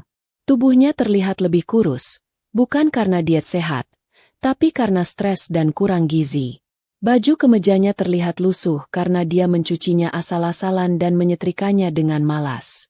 Teman-temannya mulai berbisik-bisik di belakangnya, bertanya-tanya kenapa Bayu yang dulu perlente kini terlihat seperti orang yang dikejar hantu. Tiba-tiba, resepsionis kantor memanggil lewat interkom. "Pak Bayu, ada tamu di lobi," katanya penting. Jantung Bayu berdegup kencang. Firasat buruk menyergapnya. Dengan langkah gemetar, dia berjalan menuju lobi. Di sana, 2 orang berbadan tegap dengan jaket kulit hitam dan wajah sangar sudah menunggunya. Mereka bukan tamu biasa. Mereka adalah tim penagih lapangan dari perusahaan leasing mobil. "Bapak Bayu Prasetyo?" tanya salah satu pria itu dengan suara berat yang menggelegar di lobi yang hening. "Iya, saya sendiri." "Ada apa ya, Pak?" cicit Bayu pelan, mencoba agar suaranya tidak terdengar oleh rekan-rekannya. "Kami dari pihak leasing. Mobil Pajero Sport putih dengan nomor polisi B1234XYZ sudah menunggak cicilan 2 bulan. Kami sudah kirim surat peringatan ke rumah tapi tidak ada respon. Sesuai prosedur, hari ini kami harus menarik unit tersebut jika Bapak tidak bisa melunasi tunggakan beserta dendanya sekarang juga," ujar pria itu tegas, sambil menyodorkan surat tugas penarikan. Wajah Bayu pucat pasi, darah seolah tersedot habis dari kepalanya. Lobi kantor itu adalah tempat umum. Banyak orang lalu lalang. Satpam kantor pun mulai mendekat dengan tatapan curiga. "Pak, tolong jangan begini. Jangan di kantor. Malu saya." Mohon Bayu dengan suara berbisik, keringat dingin bercucuran di dahinya. "Nanti saya urus. Saya janji minggu depan saya bayar." "Sudah 2 bulan Bapak janji terus," bentak pria itu. Suaranya makin keras sehingga beberapa karyawan di lantai 1 menoleh. "Kami tidak butuh janji, Pak. Kami butuh bukti bayar. Kalau tidak ada uangnya sekarang, serahkan kuncinya. Mobilnya ada di parkiran kan? Kami sudah cek plat nomornya tadi." Bayu merasa dunia runtuh menimpanya. Harga dirinya sebagai orang sukses di mata teman-teman kantornya hancur berkeping-keping dalam hitungan detik. Beberapa rekan kerjanya mulai berbisik terang-terangan, menunjuk-nunjuk ke arahnya. Tatapan mereka yang dulu kagum kini berubah menjadi tatapan kasihan bercampur jijik. Pak Bayu ternyata banyak utangnya. Padahal gayanya selangit. Ternyata kredit macet. Bisikan-bisikan itu menusuk telinga Bayu lebih tajam dari sembilu. Dengan tangan gemetar dan mata berkaca-kaca menahan malu yang amat sangat, Bayu merogoh saku celananya. Dia tidak membawa kunci mobil itu karena mobilnya ada di rumah. Tapi dia tahu dia tidak bisa mengelak lagi. Mobilnya ada di rumah. Pak, nanti sore Bapak ambil ke rumah saja, kata Bayu lemas, menyerah. Oke, kami pegang omongan Bapak. Kami akan tunggu di rumah Bapak jam 5 sore. Jangan coba-coba sembunyikan unitnya atau kami laporkan sebagai penggelapan. Ancam debt collector itu sebelum pergi meninggalkan Bayu yang berdiri mematung di tengah lobi. Bayu ingin sekali bumi membelah dan menelannya saat itu juga. Dia kembali ke mejanya dengan kepala tertunduk, tidak berani menatap mata siapapun. Belum selesai penderitaan Bayu, siang harinya ponselnya kembali berdering. Kali ini dari nomor telepon rumah. Itu nomor sekolah anak-anaknya. Bayu ragu untuk mengangkat, tapi dia takut ada apa-apa dengan anaknya. Halo, selamat siang. Dengan Bapak Bayu, orang tua dari Ananda Reza dan Rara. Suara wanita di seberang sana terdengar sopan namun tegas. Itu suara bagian administrasi keuangan sekolah internasional. Iya, Bu. Saya sendiri. Jawab Bayu lemah. Mohon maaf mengganggu waktunya. Pak, kami ingin menginformasikan bahwa SPP untuk 2 bulan terakhir belum dilunasi. Selain itu, biaya catering dan field trip juga masih tertunggak. Total tunggakan sudah mencapai 25 juta rupiah. Pak, mohon maaf sekali, sesuai peraturan yayasan, jika sampai besok belum ada pembayaran, Ananda Reza dan Rara tidak diperkenankan mengikuti ujian tengah semester minggu depan, dan akses pembelajaran online-nya akan kami kunci sementara. Bayu memijat pelipisnya yang serasa mau pecah. Masalah sekolah anak ini lebih sensitif. Jika anak-anaknya dikeluarkan atau dilarang ujian, Rania pasti akan mengamuk, atau lebih parah, menertawakannya. Bu, tolong kasih kelonggaran sedikit. Saya sedang ada musibah keuangan. Bulan depan saya lunasi semua. Bayu mencoba bernegosiasi lagi, mengobrol janji kosong. Maaf Pak, kami sudah memberikan kelonggaran 1 bulan kemarin. Ini sudah masuk bulan kedua. Kami butuh kepastian hari ini atau besok paling lambat.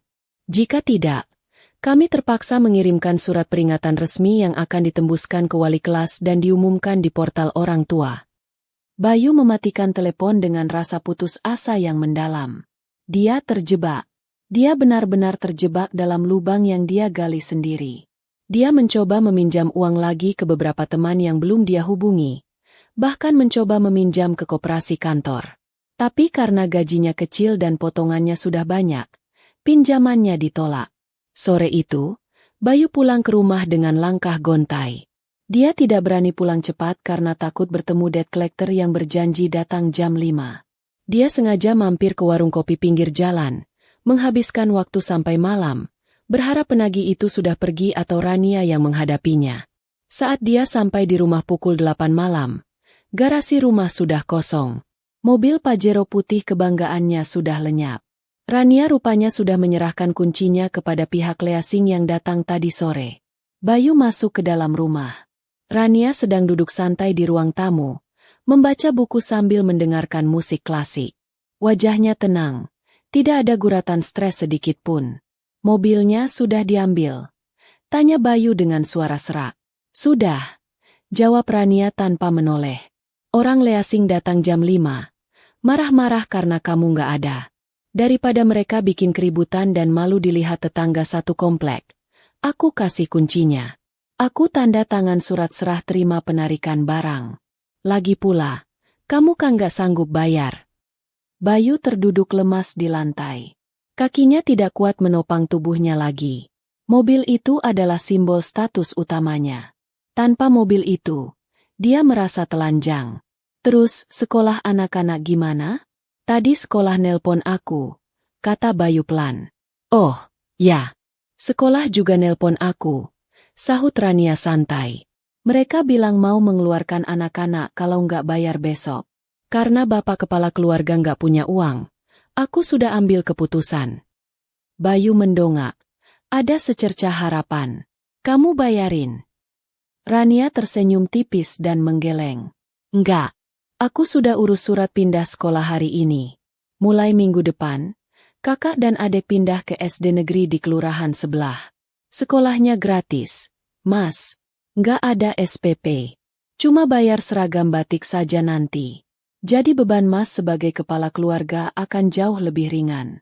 Sesuai kemampuan Mas, kan? SD negeri. Bayu terbelalak kaget. Kamu gila. Anak-anak kita biasa sekolah full English, fasilitas AC, kolam renang, sekarang kamu masukin ke SD negeri pinggiran.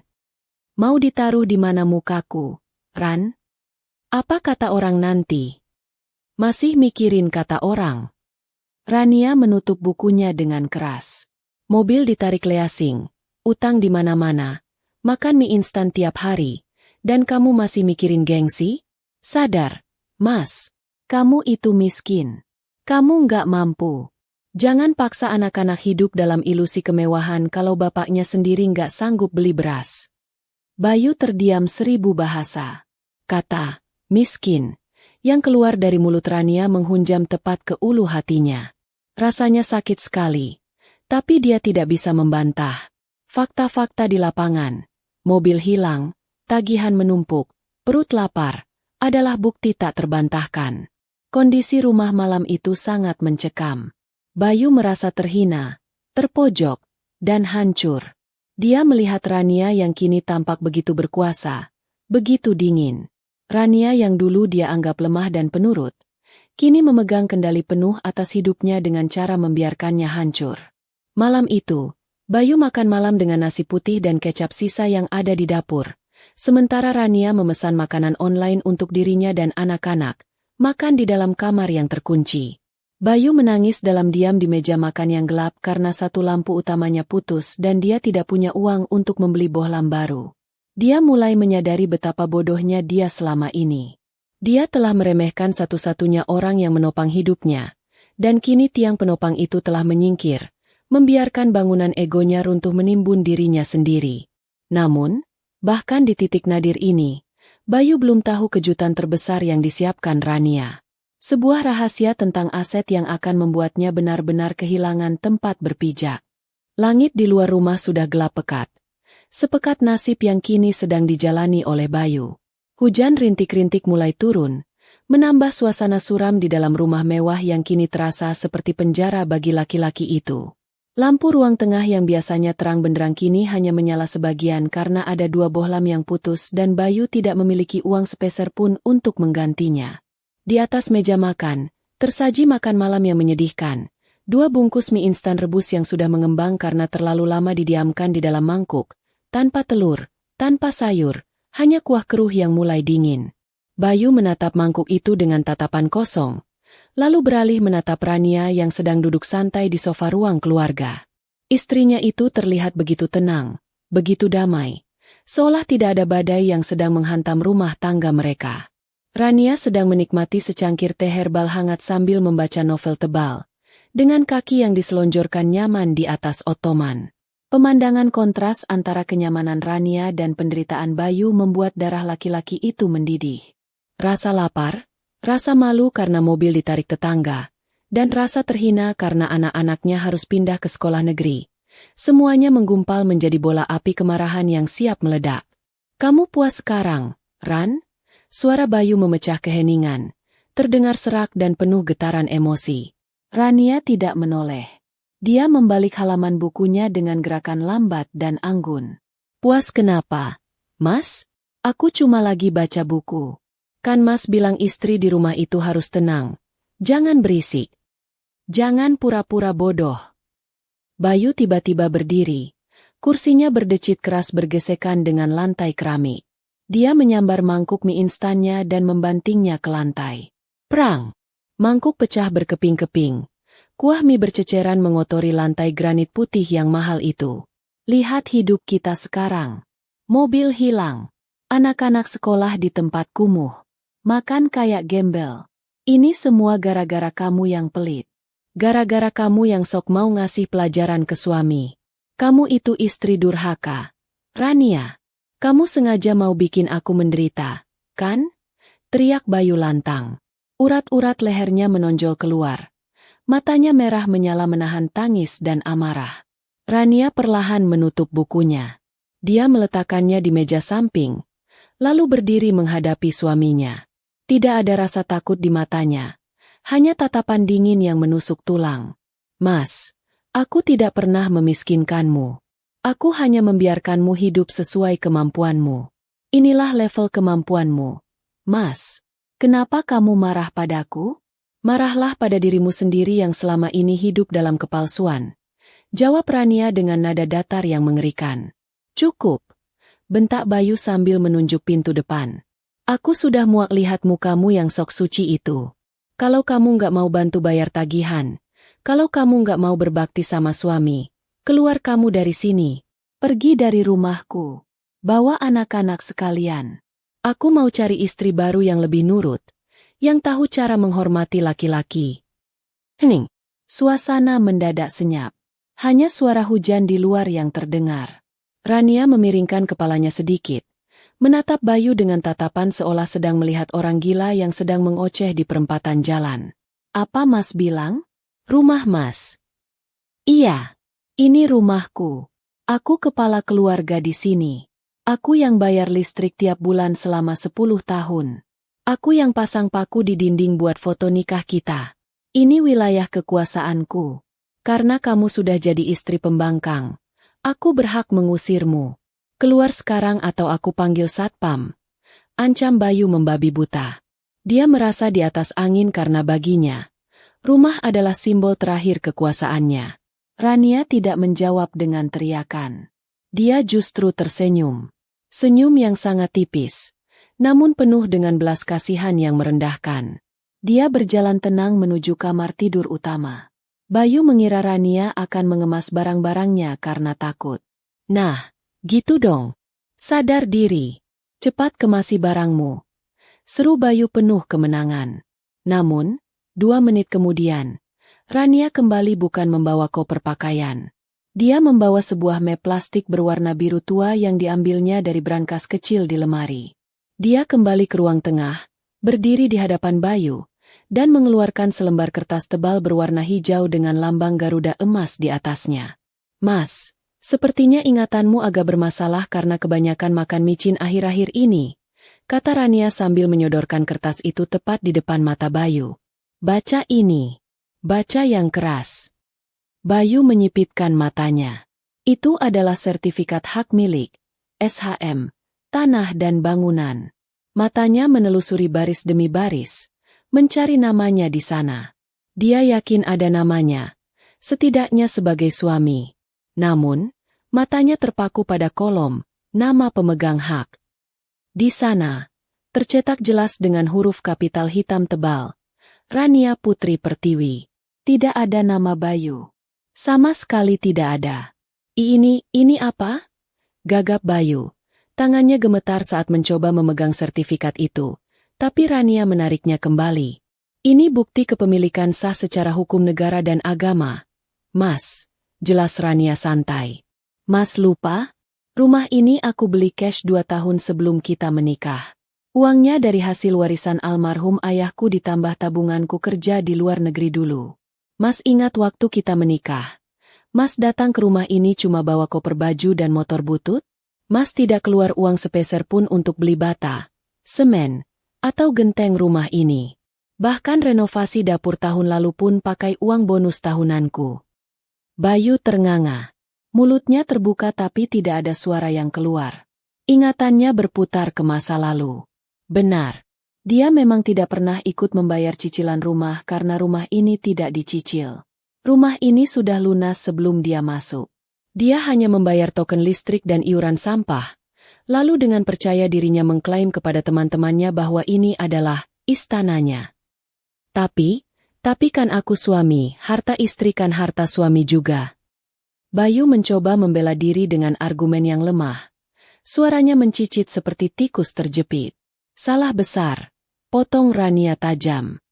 Dalam hukum Islam maupun hukum negara, harta bawaan istri sebelum menikah adalah hak mutlak istri. Suami tidak punya hak seujung kuku pun, kecuali istri memberikannya. Dan aku tidak pernah memberikan rumah ini padamu. Selama ini aku diam saat kamu bilang, ini rumahku, di depan teman-temanmu karena aku menjaga harga dirimu. Tapi karena kamu barusan mengusirku dari rumahku sendiri, maka kesabaranku habis. Rania melipat kembali sertifikat itu dan memasukkannya ke dalam map.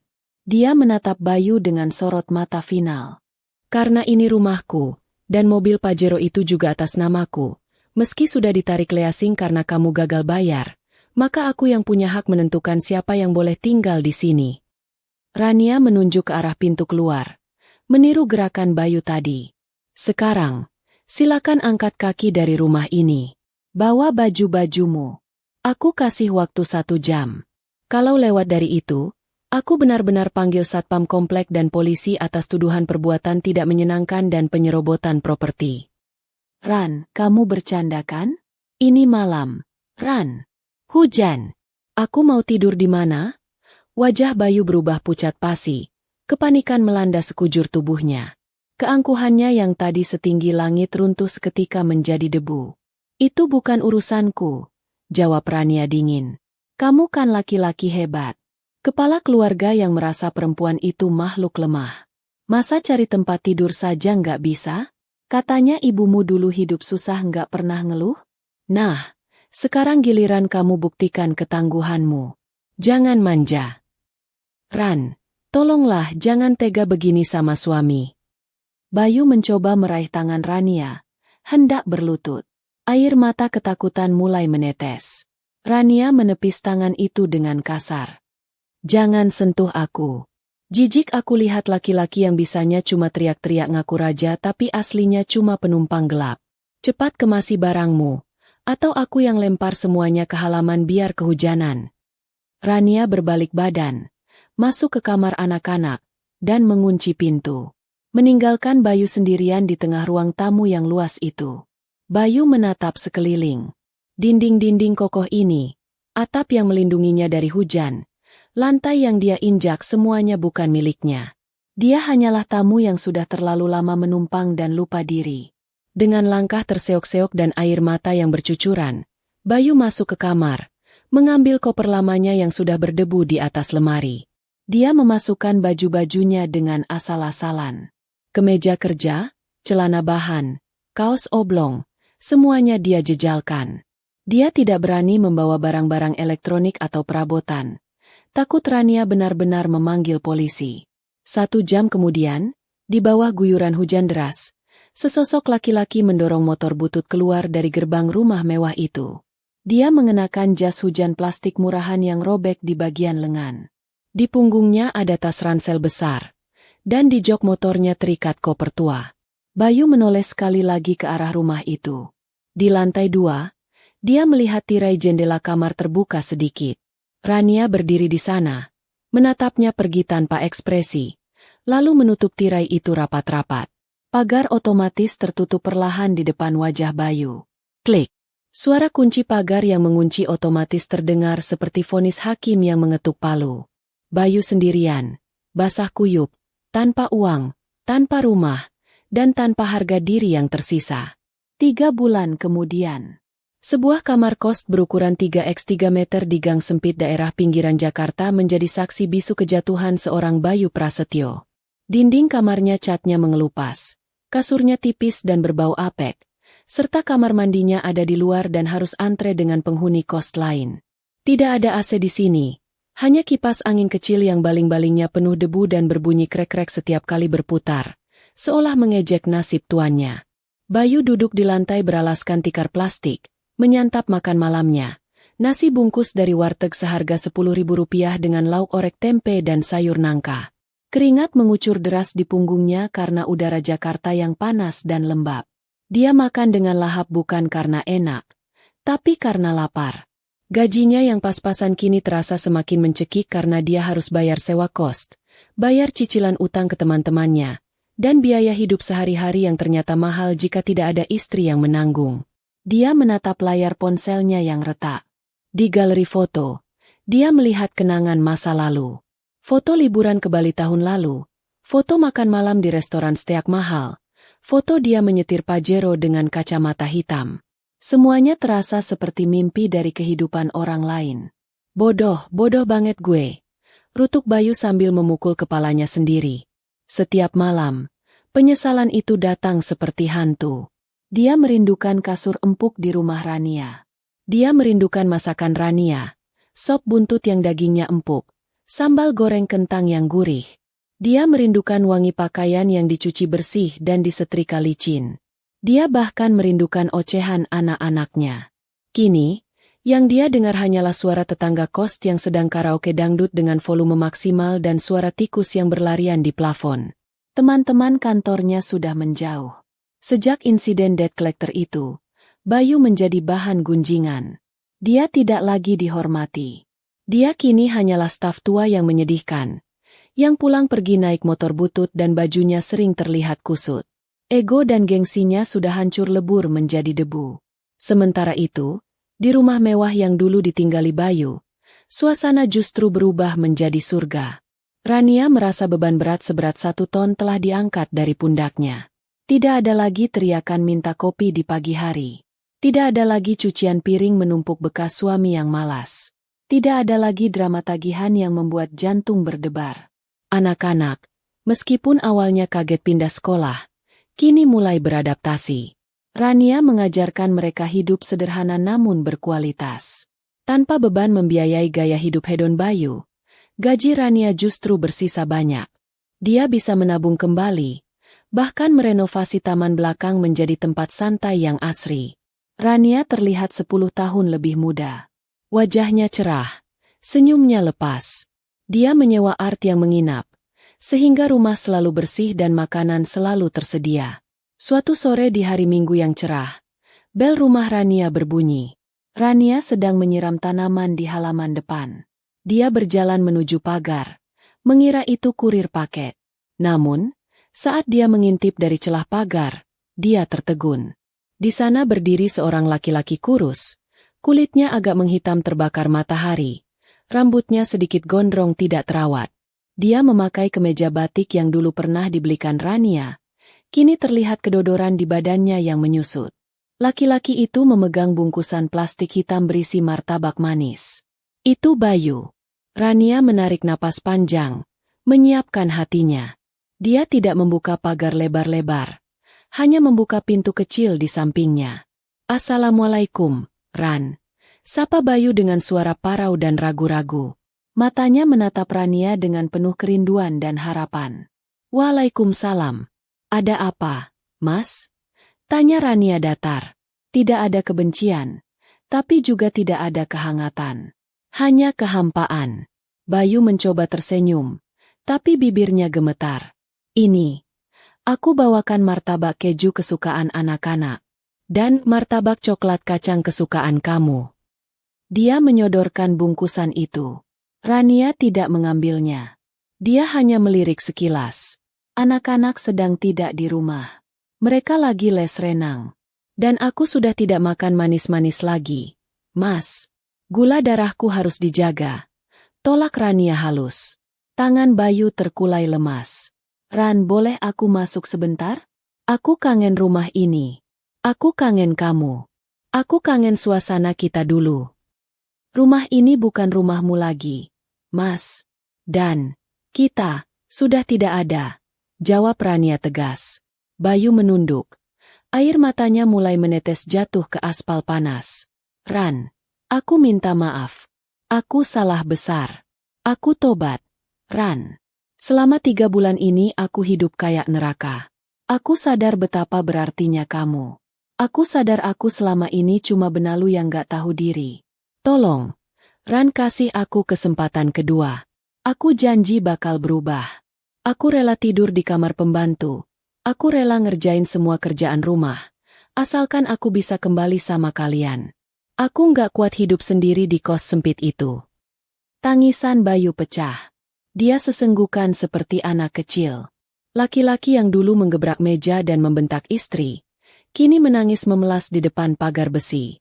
Rania menatap mantan suaminya itu dengan tatapan iba, namun hatinya tidak goyah. Dia teringat kembali malam-malam panjang saat dia menangis lelah mencuci piring sementara Bayu tertawa menonton TV. Dia teringat bentakan, perempuan kerja itu biasa. Dia teringat penghinaan yang dia terima selama bertahun-tahun. Luka itu sudah sembuh, tapi bekasnya membuat Rania menjadi wanita yang rasional. Mas Bayu, panggil Rania pelan. Maafkan aku, tapi pintu masa lalu sudah tertutup rapat. Kuncinya sudah aku buang ke laut. Aku sudah memaafkanmu. Sungguh. Tapi untuk menerimamu kembali? Aku sudah bahagia dengan hidupku yang sekarang. Damai, tenang, tanpa bentakan, tanpa direndahkan. Rania mundur selangkah, siap menutup pagar. Rania, pikirkan anak-anak, seru Bayu panik, mencoba menggunakan senjata terakhirnya. Justru karena aku memikirkan anak-anak, aku tidak mau mereka tumbuh melihat bapak yang tidak menghargai ibunya. Aku tidak mau anak laki-lakiku meniru sifatmu, dan aku tidak mau anak perempuanku berpikir bahwa diperlakukan seperti pembantu itu wajar. Biarlah kita berpisah baik-baik. Jadilah ayah yang baik dari jauh. Perbaiki hidupmu sendiri, mandirilah. Rania tersenyum terakhir kalinya. Senyum perpisahan yang menyakitkan namun membebaskan. Pulanglah, Mas. Martabaknya makan saja sendiri. Kamu terlihat kurus. Butuh banyak gizi. Pagar besi itu tertutup kembali. Terkunci. Bayu berdiri mematung menatap pagar hitam yang kokoh itu. Dia mendengar suara langkah kaki Rania menjauh. Lalu suara pintu utama rumah yang ditutup. Hening kembali. Angin sore berhembus menerbangkan debu jalanan. Bayu menatap bungkusan martabak di tangannya yang kini terasa dingin. Dia berbalik badan dengan langkah gontai. Kembali menuju motor bututnya. Dia menyadari satu hal yang sangat menyakitkan. Dia memiliki berlian di tangannya, tapi dia membuangnya karena mengira itu hanya batu kali, dan kini saat dia ingin memungutnya kembali, berlian itu sudah tersimpan rapi di dalam brankas yang tak mungkin dia buka lagi. Rania di dalam rumah mengintip dari balik tirai, melihat punggung Bayu yang menjauh dan menghilang di tikungan jalan. Dia menghela napas lega, lalu berbalik menatap ruang tamunya yang bersih, wangi, dan damai. Istri bukan mesin ATM, dan suami bukan raja, gumamnya pada diri sendiri. Kita adalah partner. Dan jika satu pihak menolak menjadi partner, maka kontrak kerjasama pun berakhir. Rania berjalan ke dapur, membuat teh hangat, siap menyambut anak-anaknya pulang dengan senyuman tulus seorang ibu yang merdeka.